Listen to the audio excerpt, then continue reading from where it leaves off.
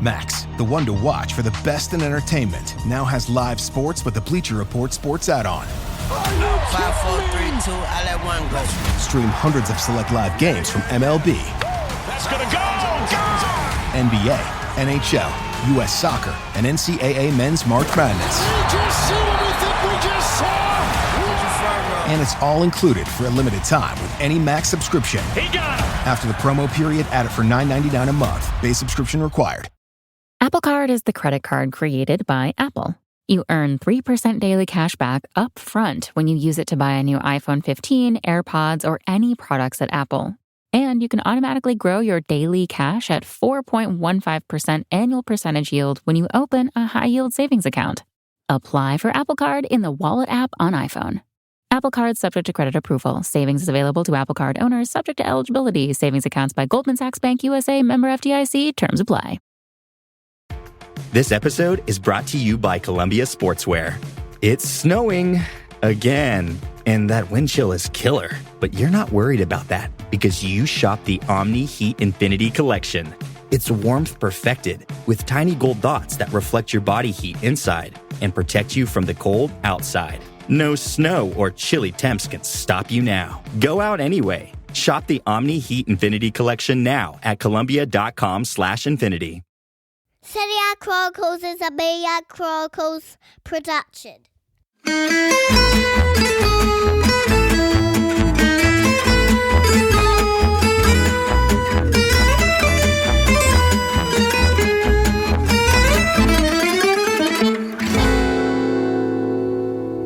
Hi Nicky, this is like my 5th time trying to send you a postcard. So hello Nicky, hello to everyone else. Here I am in Monaco in a hotel room wearing my kimono, trying to record this postcard that keeps going wrong. I cannot even begin to explain why this isn't working. It just isn't. And the Wi-Fi here sucks. So I'm going to stop complaining a little bit, but just give me some room to complain because I don't understand why Wi-Fi isn't there like a million satellites in the world right now? I probably sound really terribly ignorant, but I just kind of feel like if you're getting a good hotel, then you kind of hope that the Wi-Fi works. And I've had problems with it all day, other than also the problems of trying to watch these games. But the Champions League draw happened, obviously in Monaco. A lot of football people here, so I hot-footed it here to get in on the action and mingle with some people. It's been fabulous so far, not to mention that I finally got to have a little bit of a swim in the sea after a crazy summer. But let's not talk about me anymore and let's talk about the football. Oh gosh, Nicky, you know on WhatsApp I was telling you about the problems I had with trying to watch the Juve game. I am now exhausted, but I kind of don't want to start there. I want to start off by talking about Napoli and Lazio. And there's an element of me that kind of feels like this is a I told you so. So I do the show with Flash Gordon Watson, who played for Charlton Athletic, Sheffield Wednesday, different places. But we do this betting show. And a lot of people were convinced that Lazio were going to lose their 3rd match in a row. And I just remembered, Nicky, you were in my brain because you're talking about how much Sarri was complaining and what I thought about it, about his complaints about going away from home against these big teams. And I thought it was funny because obviously, like, you know, he's losing to Lecce, right? So it's like, try to win the small ones first and then worry about the big ones. Incidentally, it's the big one that I wasn't worried about. I was almost convinced that he was going to get the win here.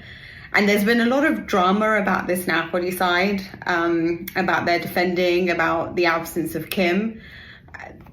But there's also this other part of me that's like, I think this is just, it's not hugely something that I'm worried about. Osimhen wasn't great, so I get the worry there. But overall, I think people forgetting what Lazio did to Napoli last season. And just their style of play and how much that really makes a team like Napoli uncomfortable. Even Milan, when they became very vertical, this is a different side to Rudi Garcia. This side is different to Spalletti's Napoli. But it is obvious that Lazio under Maurizio Sarri have been a very compact side. They really do shut down all the gaps and try to shut down all the channels and work to then be really vertical when they need to be. They don't necessarily need possession of the ball. And actually, one of my favorite things last season was watching their 2 matches against Napoli. The first one in particular was so up and down the whole time. Lazio were great for stretches. Napoli were great for stretches. It ended with a Napoli win at the time, but I thought Lazio should have gotten a draw. Second time they played each other, Lazio then got the win. And for me, they were so entertaining because they were so tactically fun to watch. There were some great technical performances from the players in general. And it was just interesting to see different sides, different attitudes, different way of approaching the game, and knowing how exciting for me Maurizio Sarri and Spalletti are in terms of, sort of playing like your tactical chess. And a lot of the problems we saw, Napoli suffer with last season, they suffered with again this time around. And so I wasn't shocked by this loss. I think there's a lot to be worked upon when it comes to defending. And I get that. There's a lot of questions being asked right now of Rudi Garcia and why Nathan that they brought in hasn't yet started. And he said, look, the guy needs time. I don't think he's settled in yet, so I don't want to play him yet. And he's allowed to do as he wants. I'm a little bit... I don't know how I feel about his changes when he brings on Simeone and alongside Osimhen, and then I feel like it might be too much, where that's probably where I wouldn't have made my changes, but I'm not like a coach. So obviously Garcia knows best. Garcia knows what he's trying to achieve, but I feel that Lazio in these types of games really shine. Last year, where I thought must be really hard to be a Maurizio Sarri, like a player under Maurizio Sarri, because I feel like other than the fact that they are trained, tactically, and they're playing for 90 minutes, which is physically exerting, but you have to also be so mentally concentrated to pull off his tactics sometimes, especially against these top teams, which you're not always in the mood for. And I found it remarkable, especially the second time that they played each other last season, how switched on the team needed to be to keep their lines, to be so compact, to make every movement go perfectly, because it's almost synchronized in the way that they move. But you'll be much more capable of doing this in the big teams when you're playing the big sides, when you are motivated. So I understand it this time round. My only fear about Napoli is that last season they were exceptional.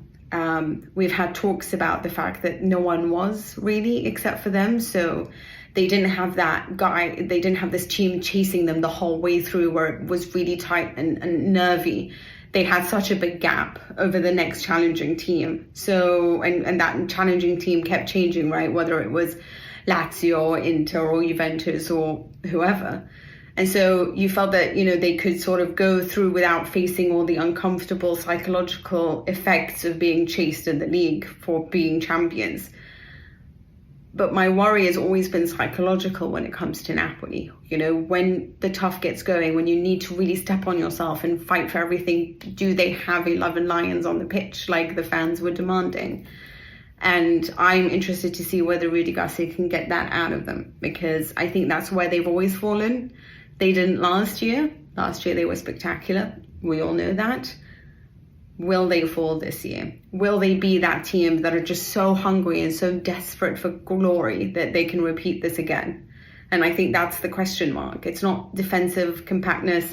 I think they'll find their way defensively. I really do. I'm not that worried about them as much as everyone else is, because I like their midfield. And as long as I like their midfield, I feel like I'm sure of this defense working out in some way. They'll concede for sure, but I think the attack is good enough to present a balanced side. So my issue with them will continue to be from a mentality point of view. But for Lazio, I'm glad that they're finally capable of showing us what they can do. So Milinkovic-Savic, still a loss. Either way, I also kind of want to talk about Lecce, because we had talked about the relegation battle. And I was convinced that Lecce was going to be relegated, like so convinced at the time. I put them down as a bet of mine to be relegated, just because I thought Marco Baroni really managed so hard to do all that he can to keep them up, and I just wasn't sure about some of the players that they brought in. But another win against Salernitana, where I thought Paulo Sousa would have sort of dealt with this game a little bit differently, but a lot of freedom for the wings. I think Devers is doing a terrific job at the moment. And here's the thing, like, I guess my question about Lecce, right, is that it's about their coach. I thought Parma under D'Aversa were just stunning to watch. He was such a good coach for players like Kulusevski, for offensive wingers, for the movement. It was so dynamic, his Parma side. They were so quick. They would just race down and score goals, and you just always felt scared playing against them, even though they weren't a team that had all the technical capabilities of size like obviously Inter and Milan and Juve. But they were fun to watch. And I really liked the coach, and I started to think this guy could really be something. And then, of course, I watched him at Sampdoria, and I thought, maybe he's not a great coach. maybe I've got this wrong. But Sampdoria, as we know, have their own problems. And now his new adventure is at Lecce. He really believed in this when he talked about getting the job. He really felt like this was the right team to choose to relaunch his career, if you will. And I just feel like the way that Lecce have started, they really started with a bang. So I've got to say, right now, I'm starting to not only think that they're going to avoid relegation. I mean, hold on. They've played 3, won 2, drawn 1. They have the same result as Juventus, okay? But I'm starting to think that's not that they'll only avoid relegation, but I think that they could be a team that, can challenge sort of your Torinos, if you will, and your Bolognas. I'm skipping the gun. I mean, it's a hot take. Is that how you say it? I feel like I've stopped knowing how to speak English. It's not skipping the gun. Nicky, you'll change that for me. This is what happens sometimes when you're a polyglot. I'm excited about Lecce, but I'm less excited about Juventus. So they manage, I think watching Milan there's a part of me that's super excited for them. There's a part of me that didn't want them to be so good because I wasn't that happy with their decision to get rid of Maldini. But that's just my own being petty kind of thing, where I was like, oh, so you sold Tonali, you sold Maldini, you don't understand what the fabric of this club is, what this club means to Italy. And then they're like flying, and there's a part of me that's like, damn it, how did they do that? I'm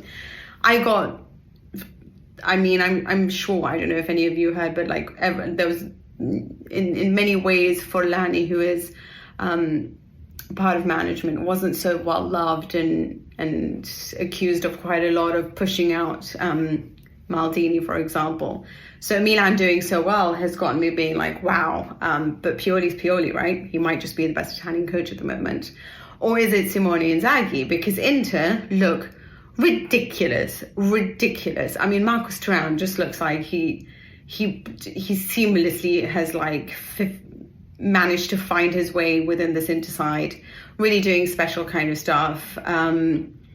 His movements is terrific. And I thought it's really interesting that you've got a Milan legend in George Weah, and his kid is playing at Juventus.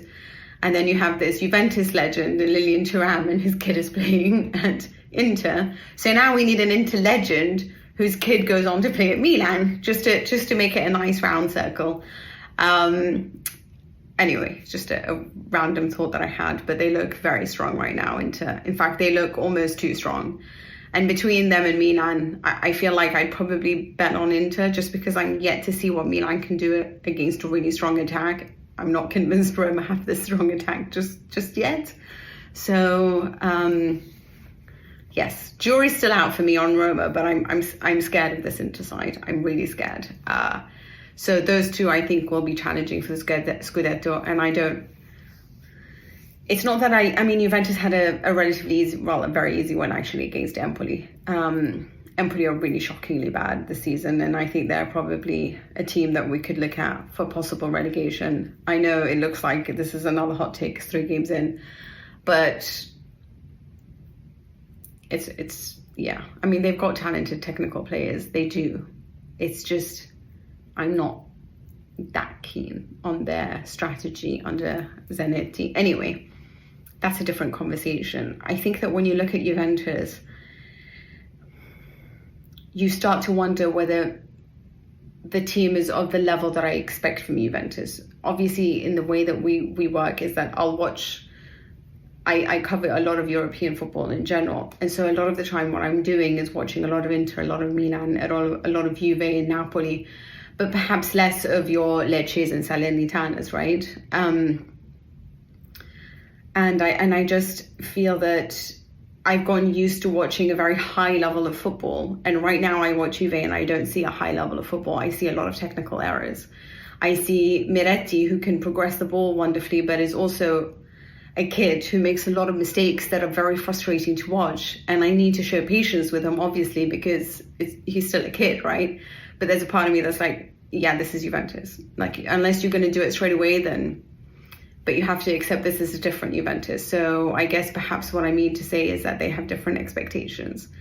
And I shouldn't expect too much from this side. I look at Chiesa and Vlahovic, and they're players that anyone would want in their team. And yet, there are, again, like Chiesa scored a magnificent goal, one of the most beautiful players. But there are still things that he does that make me very angry. Like when he chooses to pass the ball, he chooses to pass to Vlahovic when Vlahovic is surrounded by 4 players. And I just think, do you think that's the right move right now? Like, how is he going to shake off 4 players to receive this ball? I look at Vlahovic and, I mean, the chemistry is not there yet. Allegri insists that it will grow potentially. I don't see it. I think the midfield is not that great. I see a finish from Pogba that was outstanding. And I think, yeah, that's... Like that side of Pogba is what I would expect of a Juventus player. That level of technique, no errors, straight goal, wonderful. You know, Milik's pass for Chiesa, that's Juventus level, and I don't see that enough. I just see lots of errors from everyone, and so it's kind of annoying me, even though I know that they are all there. But I do agree with Allegri in the sense that this is a team that has a lot of legs, but I just. With the movements that they're making, with the chances that they're getting, I just want to ask you this question. If this was Carlos Tevez, if this was Higuain, would this have been a 6-0 against Empoli? And so then I'm just left thinking, what do I think? Is this a bad coach? Because, you know, perhaps Pioli would do better with these players, would do a lot better with these players. And perhaps the old guys will do a lot better with Allegri. Yeah, I just think that he's the wrong coach for them, and then the wrong players for him, and something's not working. And I know that I'm not supposed to be this disappointed after a win, but I don't know why. There's this weird feeling within me. There are sometimes defeats that I'm all right about, and I guess there are sometimes wins that I'm like, I don't see the level that I usually expect. So anyway, perhaps I'm being dramatic. I'd love to hear from you, so shout back at me with your own postcard. I look forward to hearing it. Ciao. Hey Mina, hey Chronicles Tifosi. I feel like I'm very disappointing this week. Mina's off in Monaco, living that glamorous life and mingling. I'm mingling at home with Ross and a very cluttered desk. So I had to shave my desk. I thought, do I want to show them that desk? It's a bit of a mess at the moment. I've got a very nice peace lily next to me that my friend Colette got me for my birthday, but it's not quite Monaco. I am off next week, actually. I want to get a few days away during the international break in Spain, which I am very much looking forward to. So I'm looking forward to that. And I'm looking forward to seeing a first look of Luciano Spalletti's Italy team. I'm nervous. I'm obviously nervous about it. These international qualifiers, it feels like that sort of calm before the storm, this international break in terms of the club football. I know Rudi Garcia sort of talked about it as we come back to the marathon after this. But actually, these are very important games for Italy against Ukraine and North Macedonia. They do need to get results from them right away, and that's a big ask for a manager coming straight in. I'm sure we'll get a chance to talk about the national team, though, so looking forward to that one in a nervous way, looking forward to seeing what he's up to. From the club football, gosh, it was definitely like a big round of games, wasn't it? Right before the international break, obviously with Milan going to Roma and with Inter playing Fiorentina and with the big one being, I think, Napoli against Lazio. Certainly by the time the results came out. Mina, you said you weren't surprised by this one at all. And I think, like, in some ways, with hindsight, it feels like dead obvious, doesn't it? Because as you said, they did win last year, or not even last year, 6 months ago. Lazio won in Naples 1-0. And what I think actually was most fascinating about this was, you know, I was reading some editorials from Naples, from sort of the Neapolitan press-led publications in Naples, and criticism of Rudi Garcia, and saying, you can't do a revolution halfway, right? Like, if you do a revolution halfway, then you're already dead, which, by the way, with current affairs and things that happen in Russia, sound a little bit on the nose, actually. But yeah, I sort of understand in sporting terms what they're getting at with that idea, right? Like, if you don't go all the way in with changing something, if you try and just sort of take someone else's idea and tinker with it, as Rudi Garcia has perhaps been accused of doing with this Napoli team so far, because he is still playing Spalletti's 4-3-3. The starting 11 that faced Lazio this weekend was 9 out of 11 of the same starters that faced Lazio in March. The only ones that weren't in the team were Kim, who's gone to Bayern, and Lozano, who's gone to PSV. So in many ways, sort of doing this little tinkering. But I think my ultimate conclusion about it was it's actually that he hasn't changed anything. That's the problem, because it was the same game almost. Lazio came in, they did really deep banks, really deep sort of compact formations, said basically we're not letting you into the penalty area and you can have the ball wherever you want outside of that. And that's exactly what happened in March when Spalletti was manager, with exactly the same outcome, Lazio winning. Yes, this game started to feel a bit sort of more extreme in the second half, because at 2-1 Lazio, having been on the back foot really in the first half before Luis Alberto's goal, which was incredible. Well, was it incredible? It was bad marking, but it was a ridiculous Luis Alberto moment. The second half when Guendouzi came on and set up Zaccagni and scored himself both disallowed, it did feel at that point like Lazio were taking over more than they had perhaps last time around.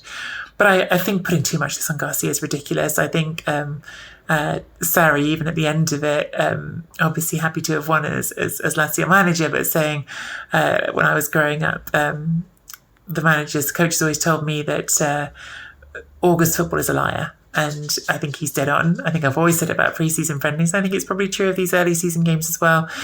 Teams aren't up to speed. Players haven't got their legs yet. I think if you looked at the goals that Lazio scored, a lot of it was actually just about players moving more sharply than some of their Napoli counterparts were in the second half. And that's not about Garcia. We'll see where the players are in a month or two's time. I'm not absolving Garcia either. I just think judging this game as some verdict on him when you didn't judge him on it being a verdict on him when he won the first 2 games is silly. Like, people can make judgments about him in time. When I say you, Mina, I know you haven't been doing this, but some of the things that I was reading this morning, like I said, from Naples definitely were going down that path a little bit. So, I think it was an interesting game. I think Lazio needed the win really, really badly. I think, again, Sarri, who's always so good for quotes. By the way, Sarri, who stuck his middle finger up at a fan before the game, and I sort of everything about Maurizio Sarri is always just so purely Maurizio Sarri, isn't it? I was about to say lately, but actually it's just who he is all the time. There was the showing his middle finger to someone before the game, and afterwards some criticism comes down, and there had been this initial report that he was showing he was flipping the bird to someone for saying Forza Napoli at him, because of course he was Napoli manager before, and Sarri not apologising, not saying, oh, maybe I shouldn't have done that, maybe I should have been the bigger man or been professional and not sworn at a fan. But his response, which went out as like an official statement on the club's Twitter, was just, well, I can promise you he didn't say Forza Napoli, which I have no doubt is true, but I just thought it was a very Maurizio Sarri response. It was a very Maurizio Sarri comment he was making beforehand about about how in Florence they say it's either bread or getting hit by a rock, and this result sort of proving it is. I mean, that's saying sorry. It's a very odd phrase he used, but it's a very particular one. It basically means, look, either when things are good, they're always great, and when they're bad, they're absolutely disastrous. There's no in between, and I think that definitely was how it felt by the end of this game, right, with the coverage of everything. Lazio had been terrible for 2 games, and now they were brilliant. Napoli had been brilliant for 2 games, now they're terrible. It's all rubbish. Let them go off the international break, and we'll see afterwards. But Lazio needed the win, and I think for that it is big. And I think it was an indication of how they can succeed, if they will succeed this season. Luis Alberto being the church in the centre of the village, I suppose, to use the Rudi Garcia phrase. It has to be him now that Milinkovic-Savic is gone. Kamada was good. It was good to see him get his first goal, but I think Alberto has to be the creative hub of this team if it's going to work. He's butted heads with Sarri so much in the last couple of years. I mean, it's been this recurring annual theme where he doesn't show up for pre-season training when everyone expects him to, and different reasons given each time. But the relationship between those two is going to be really important going forward. I think that's definitely true. I think what you said about Osimhen, Mina, is definitely true. And the big question with Osimhen is, why hasn't his contract been signed yet, right? Like, we were talking about this contract being signed more than a month ago, and that's not Garcia's issue to resolve. That's between the club and Osimhen, and the longer it goes, the more you start to think, well, is he actually not planning to sign it, and he just wants to run it down a bit and put himself in that stronger market position? So interesting times for both Napoli and Lazio. Interesting times for Milan and Roma. Of course, another good win for Milan. Really like a game in 2 parts, this one, wasn't it? Because I think up to Tomori's sending off, Milan were just in total control of it. And it was only really after they went down to 10 men that things got a bit more interesting. Gosh, I already talked about it when we did our little thing together last week at Sky, Mina. I do wonder if part of the issue for Roma is just, it's Mourinho third season syndrome all over, isn't it? You take away that sort of overwhelming drive that he's able to give teams when he's his best self. Like, when he's his best self, that's what he's so good at, is getting teams to go all in with him. And maybe it's just because he's not been there, right? Maybe it's because he's been serving the suspension. Maybe that's part of why they haven't had that at the start of the season. Because it feels like they are not doing that right now. The quality in the team we can talk about till the cows come home. I think there's no question in my head that Milan and Inter have more quality, but there's not that compensatory part of it of just, we're going to go harder than you. And without that, it's very hard to see how Roma are going to recover, even if Lukaku turns out to be a hit. He obviously came off the bench. He had a shot that was okay. I think he wasn't unhelpful once he came on, but I don't think he's going to fix it all on his own either. So problems for Roma. Definitely looking like a two teams as what am I trying to say? I'm trying to say it's looking like it could really be a Milan-centric, the city rather than the team title race, with both Milan and Inter starting so well and with so much like about them. I wanted to talk to you, Mina, about this nonsense. I'm already telling you what I think about it. This nonsense with the Italian Football Federation investigating Milan's players for sorry, I just whacked my arm off the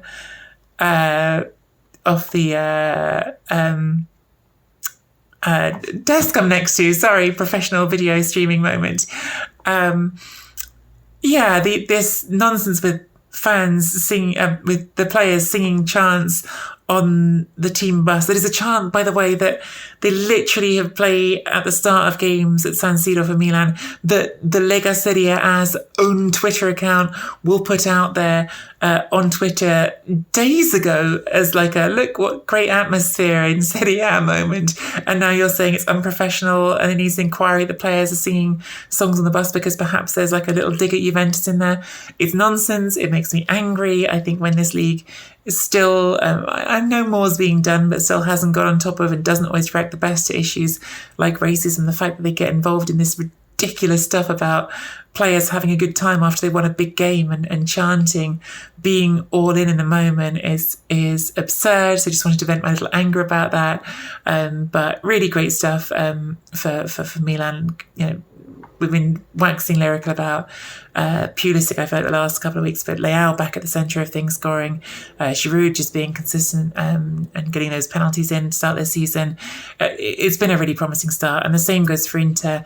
I think the only thing that perhaps comes out of this weekend for these two teams that might be big is Tomori's now going to miss the derby, and you can get differing opinions on that, because I definitely saw one Inter account on Twitter sort of joking, it's a shame they won't have Tomori for the derby, because they were running that video of Lautaro turning him inside out, should we say, on the way to scoring in the derby. And it's certainly true Tomori hasn't always had a good time against Lautaro. So whether or not that will be the big miss that everyone thinks, we'll see. But I have some sympathy for the argument that they were slightly sort of bitchy foul yellow cards. Meanwhile, Nicolo Barella for Inter did not get sent off while giving some feedback to the referee, which I'm not even necessarily saying that I think they always should be sent off for that, but I think initially sometimes those have been punished very harshly and there is inconsistency on those. So I understand fan frustration, and Barella obviously would be a big loss to Inter. I think that's the Barella conversation all over every year is, can he keep his temperament in check rather than his talent, because his talent, as always, is magnificent. Mina, I'm already running long on this. I haven't even addressed Lecce. I'm so with you on the excitement about them, so not with you if you're thinking they might be in the European race. But I loved your enthusiasm. I wanted to share my enthusiasm for Gianluca Scamacca because, of course, scoring on his full debut for Atalanta. We've been excited about him coming back to Italy. I think it's already looking like that was the right decision for him to be at Atalanta and be at a club that we know knows how to make the use of talent like his. Charles Ketelaere got an assist in that game as well. Everything that we thought about that Atalanta project so far is looking like it's trending in the direction that we thought. So that was my other big takeaway from this weekend, Mina. I'm curious to know what you thought about the Milan players singing on the bus. I'm curious to know what you think about the Milan and Inter. I know you were very sort of high on Inter, and I understand why, but do you think Milan are as much a part of that title race as I do? Juventus, I'll touch on very quickly because you mentioned them. I think you didn't miss much not getting to see them live. I was texting you, that wasn't on Sunday night. Yeah, you're not missing much. They're all right. There's these flashes you see in that team. You talked about lack of talent. You see these flashes like Paul Pogba scoring a brilliant goal is disallowed, and you think, oh, wouldn't it be magical if Pogba could be back where he was? And then, today I see more reports about him being injured all over again. So my doubts that will ever happen are strong.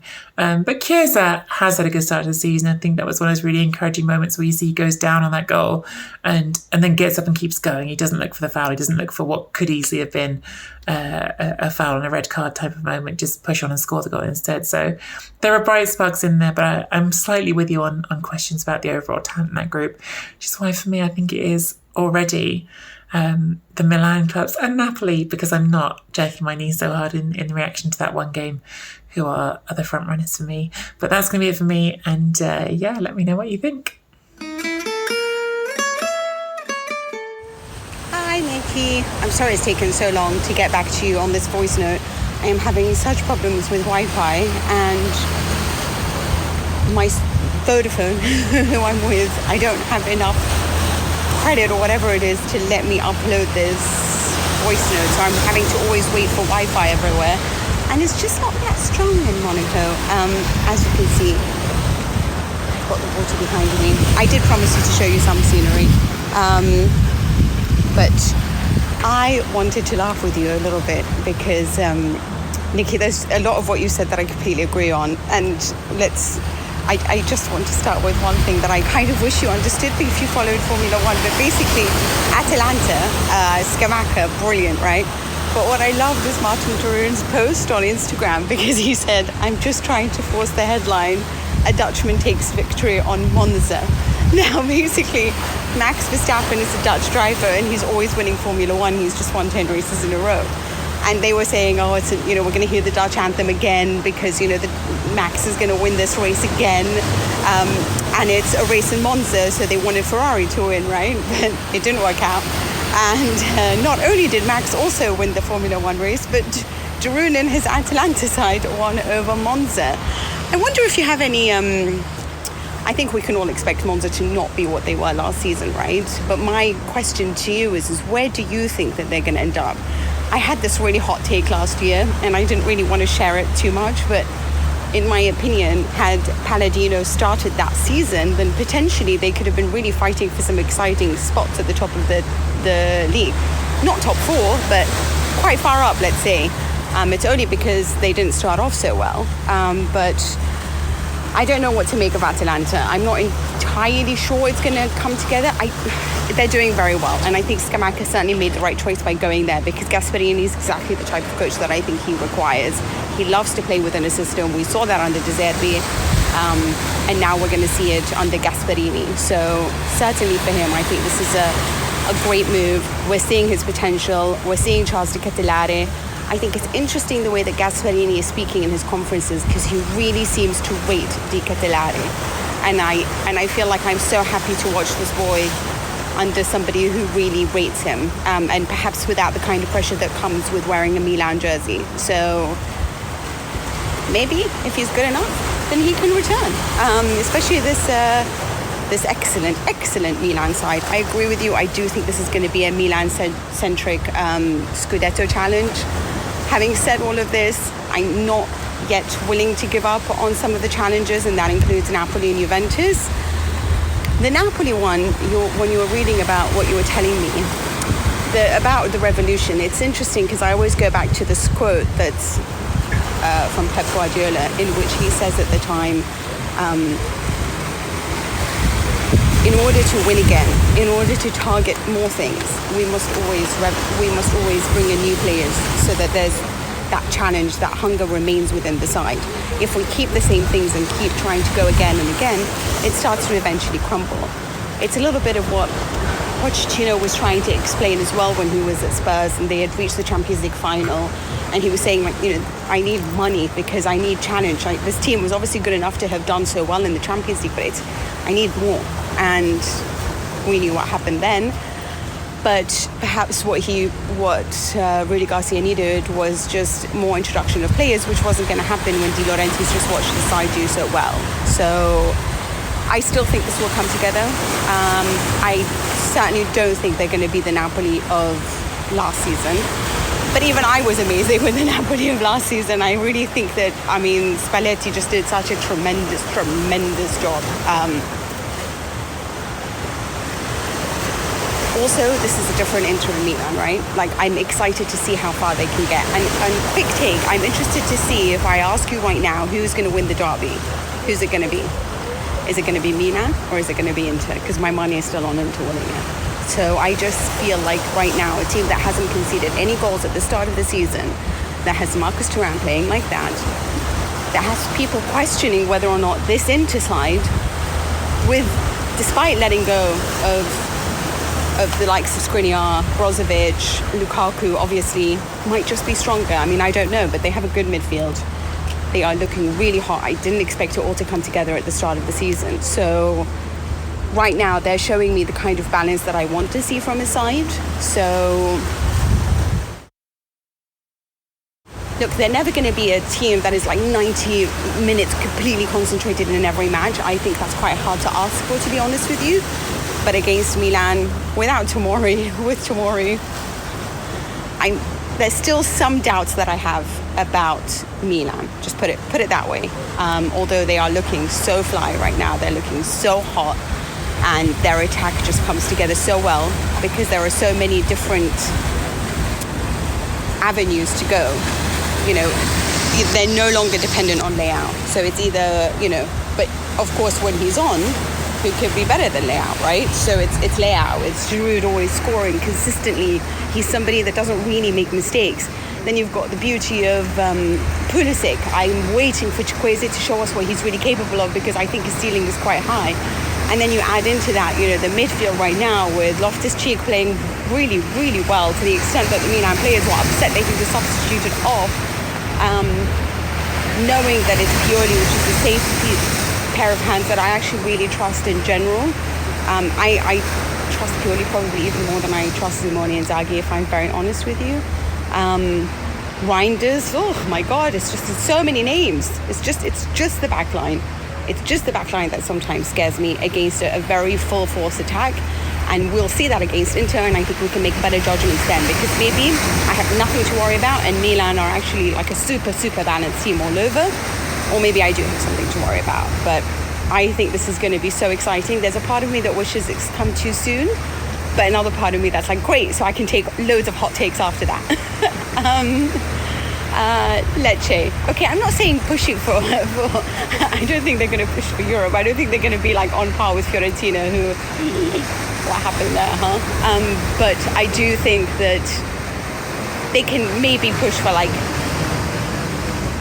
12th, which is somewhere that I didn't ever expect Lecce to be. So, I mean, they're the team that, like I told you, I thought that they would be relegated. Juventus, people are really high on Chiesa and that goal at the moment, and I get that.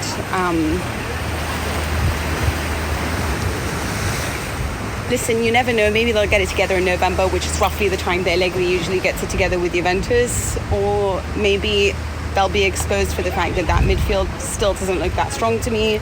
Pogba with another injury. Thankfully, it's not serious. I don't know. I'm just not a huge fan of the squad. So I kind of miss all the veterans. I know that people want young, and I think we should go for young too, because I believe in sustainability and all of this business, but I'm also a fan of the oldies. As for Roma, can I just, guys, tell you that Simon, who's our producer, is a Roma fan. And so he wrote to us saying, what a time to be a Roma fan, or imagine being a Roma fan right now. And I see where you're coming from, Nicky. You know, is this the sort of third season syndrome?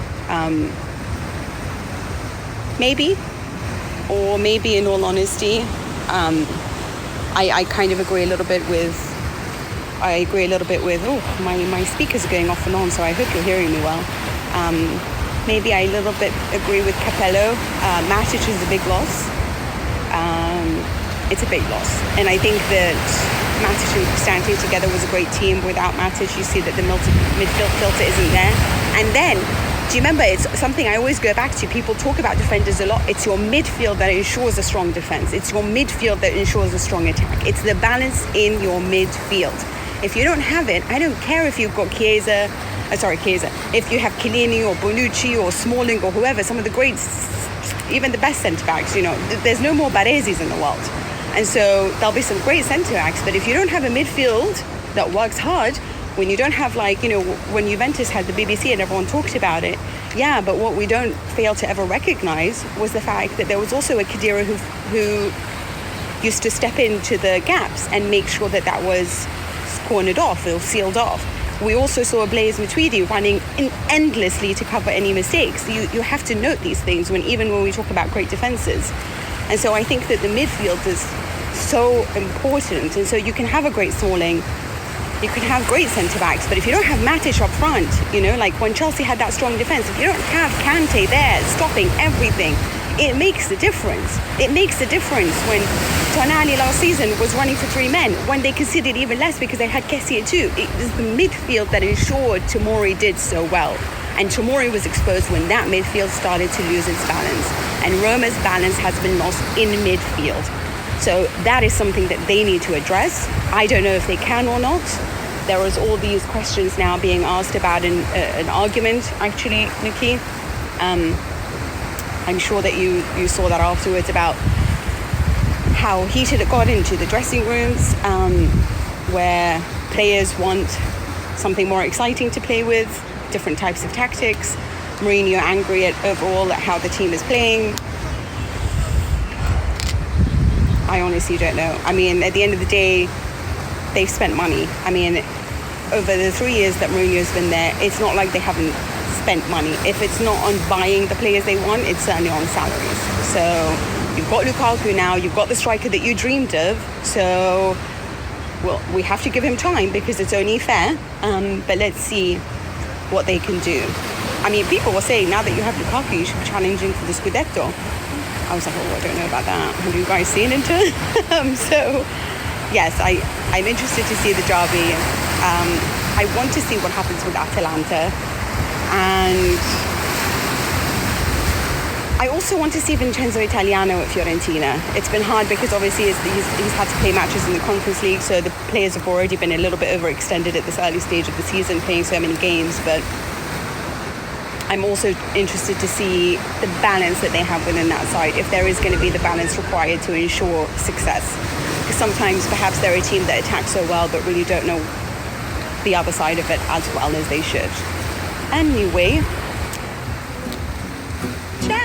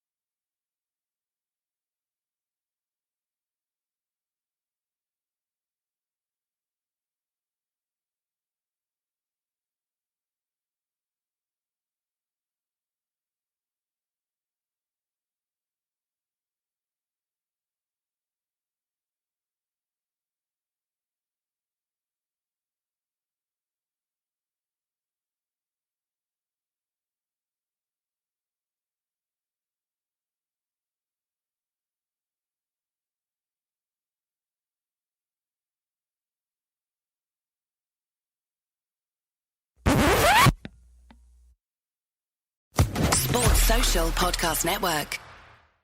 Looking for a fun way to win up to 25 times your money this football season? Test your skills on Prize Picks, the most exciting way to play daily fantasy sports. Just select 2 or more players, pick more or less on their projection for a wide variety of statistics, and place your entry. It's as easy as that. If you have the skills, you can turn $10 into $250 with just a few taps. Easy gameplay, quick withdrawals, and an enormous selection of players and stat options are what make Prize Picks the #1 daily fantasy sports app. Ready to test your skills? Join the Prize Picks community of more than 7 million football fans who have already signed up. Right now, Prize Picks will match your first deposit up to $100. Just visit prizepicks.com/get100 and use code GET100. That's code GET100 at prizepicks.com/get100 for a first deposit match up to $100. Prize Picks, daily fantasy sports made easy.